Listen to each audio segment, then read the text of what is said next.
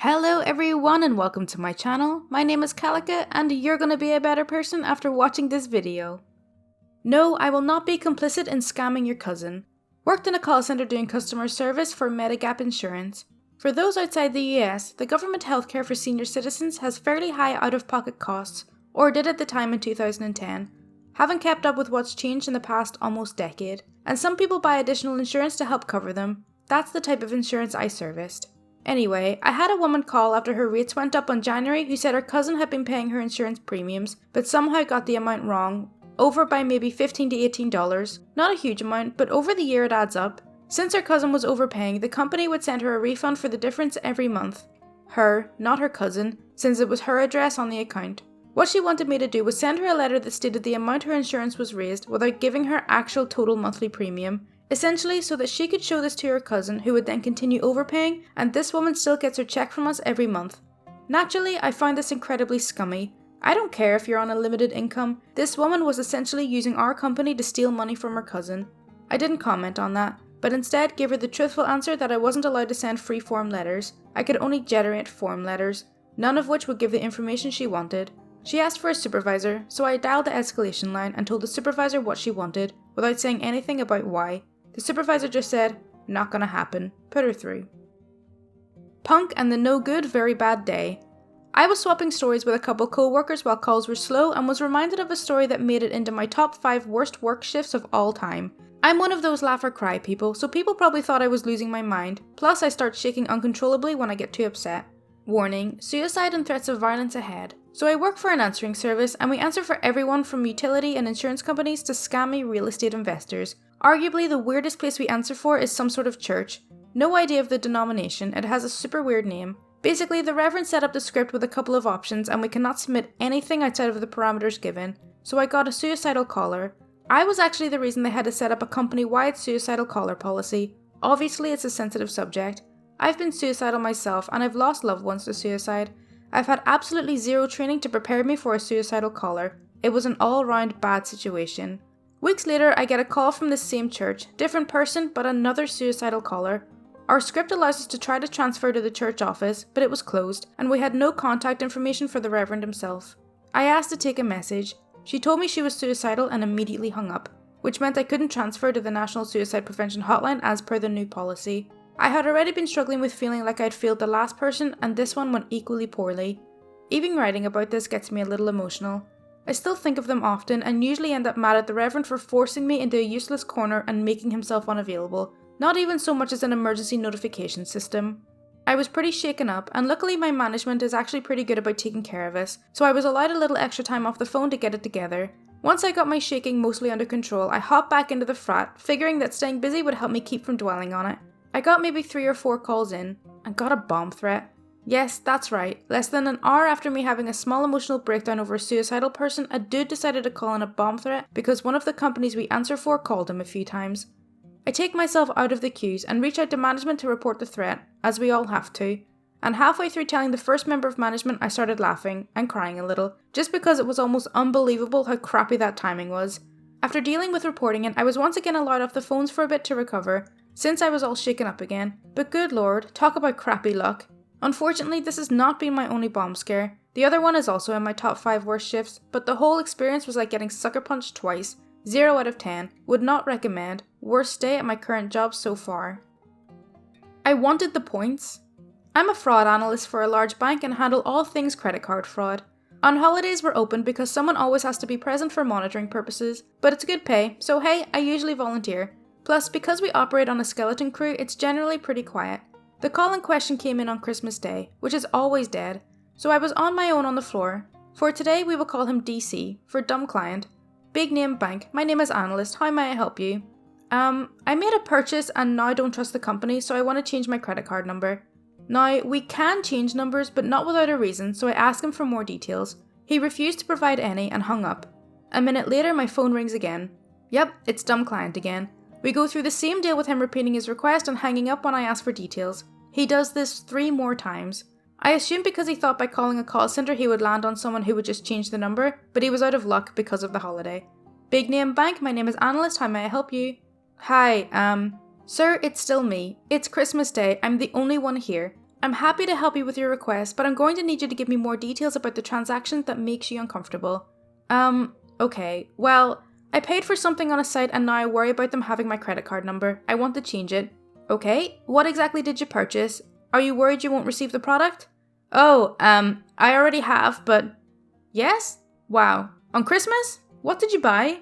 This guy clearly has done something shady and I can tell he's embarrassed, but I do need the explanation. I really was not expecting this response though.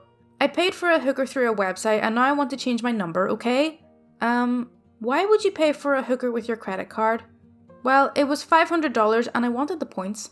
This call was at least 5 years ago and I still laugh when I think about this guy paying for an escort with his credit card because he wanted to collect the points and then having to explain that to his credit card issuer, me.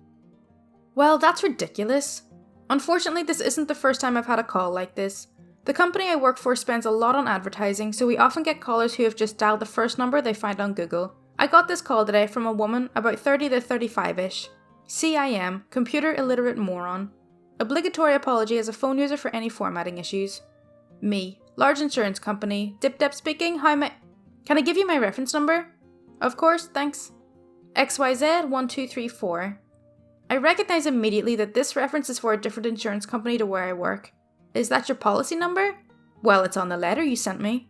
Okay, well that reference sounds like it's for other pet insurer. I think you may have dialed the wrong number. But do you do pet insurance? Yes, we do, but I think you're looking for other pet insurer. Can you put me through to them then? I'm sorry, that's not possible. They're a separate company to us. Computer illiterate moron is getting frustrated at this point. Can you at least give me the number? This is large insurance company. You're insured with other pet insurer. We are two separate companies, are in no way affiliated with one another. I'm sure if you search for their number online, you can find their contact details. Well, when I looked you up on Google, this is the number I got. You have the wrong number. Solid 5-second pause. Well, that's ridiculous. And hangs up. No, lady, you're ridiculous. I have had these exact calls as well, but usually I'll give them the number for the place they're looking for. The worst people are those who call the wrong number and then argue with you like it's your fault they called the wrong number. I once had a woman who insisted that she had called the right number and was speaking to the company she was looking for. I spent about 10 minutes telling her that she was wrong. I gave her the correct number and then she said, really frustrated, but I waited 30 minutes to get through to you. I was really irritated at that point, and we can see on our screens how long the customers have waited. I told her that she was incorrect and she'd actually been waiting for 25 seconds before speaking to me. She then made a grumbling noise and hung up, and then I went on an early break. I don't understand why people lie. Like, she wasn't even our customer, so even if she was complaining, there was literally nothing that I could do for her. My most memorable call. I'm on mobile, blah blah blah. English is my first language, so roast my typos and grammatical errors. It was my first job, my first week on the phones, working customer service for a phone/cable company. I had barely any idea what I was doing and what to do in this situation. There were people running around helping us newbies, but when I got this call, they were busy, on lunch, or across the call floor. I answered the phone and this lady immediately starts screeching at me about how her services have been turned off and she needs them turned back on now. She doesn't have time to be on the phone all day, etc. You know the drill. Then before I can answer, she says, "Be right back," and sets the phone down. And I can hear the whole conversation that she's having while I look and see why her services are suspended. Surprise, it's suspended because she's only paid $20 for the last 3 bills, each of which were well over $300. So at this point in time, I'm just waiting for her to get back. I'm trying not to listen too much because I don't want to invade her privacy, and I'm a generally anxious person. Turns out there's a mass shooting that's happening in America, so it's not like this is information that will identify anyone. Unless she's reading this, then I just want to say that I hate you and people like you are why I'm on anxiety medication. And this lady is apparently the go-between between the cops searching for the active shooter and the head of the department or whatever. She called in the middle of an active shooting while she was doing something I'd consider to be pretty important while on the job as a cop to get her TV turned back on at home. She finally gets back to me 10 minutes later. I tell her that her account has been disabled for non-payment and that $20 a month isn't enough for us to keep her services activated. This also isn't the first time she's done this and has almost $2,000 in unpaid bills that will need to get paid before we can reactivate her services, reading from the previous notes. She of course starts yelling at me again with tons of excuses. I have sent in payments, the check must have been lost, just credit me. I genuinely thought my bill was $20 a month, etc. Then another, hang on, I'll be right back. So finally someone is available to assist me. I have no idea what to do at this point, and this is genuinely the first time I've ever been yelled at by a customer and I feel like I'm going to cry. He says I need to transfer her to collections and they can discuss things with her, but there's literally nothing I can do. Another 20 minutes go by. I'm still waiting for her to get back. She's still working, trying to find an active shooter. I grab the helper again and he says to do ghost call scripting, and if she doesn't respond in a minute and a half, I can hang up on her, and then he walks away. I don't even get through half a sentence before she says, "I'm still here, I'm just busy, I'll be right back." So I don't hang up on her.